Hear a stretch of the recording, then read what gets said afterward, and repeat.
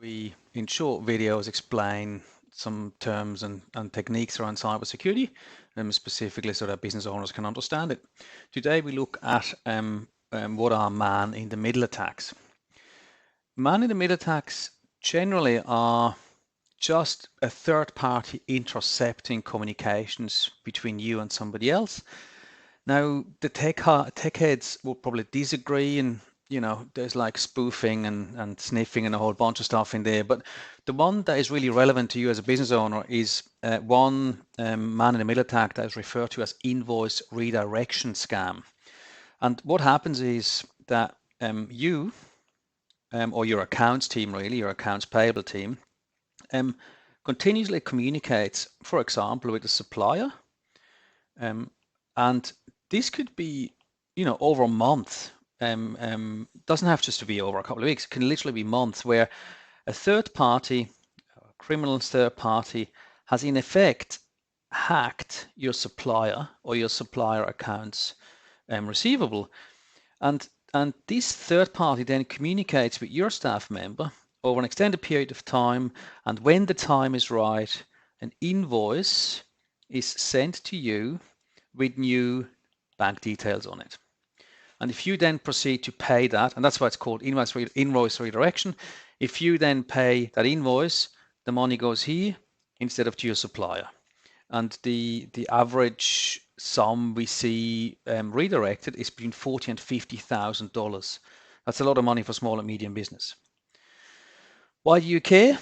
The ACCC reckons that $128 million were reported to have been lost by small and medium business in 2020 alone. That's only the reported ones. Again, average sum defrauded is 40 to 50K. The second one is that it's not you being hacked, it is actually somebody else. So usually it's a supplier. And that means that any of your cyber protection mechanisms are basically completely useless, because it's not about you, it's somebody else being hacked, but you're paying the bill for it. And the third one is the time.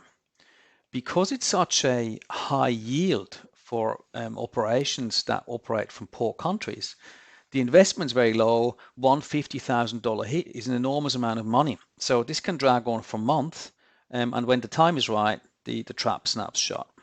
What can you do? The only thing you can really do is have a process in place.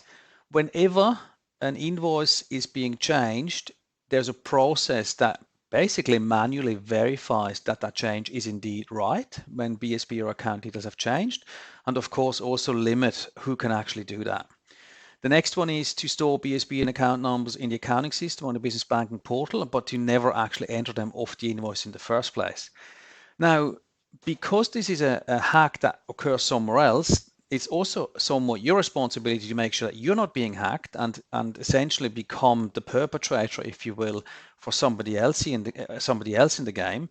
The easiest way to do that is to secure your own accounting system, and most importantly, protect your email with multi-factor authentication, which you should be doing anyway, and it's usually free of charge. The other one is regularly communicate with your clients and your suppliers in particular, your invoice payment process, i.e. in an email footer, or just put in your actual invoice body that you would never advise of an invoice payment method change via an invoice or via email, but always via letter. That's pretty much it. If you have any questions about this or any other questions around the cybersecurity, contact us today. Have a lovely week. Thank you.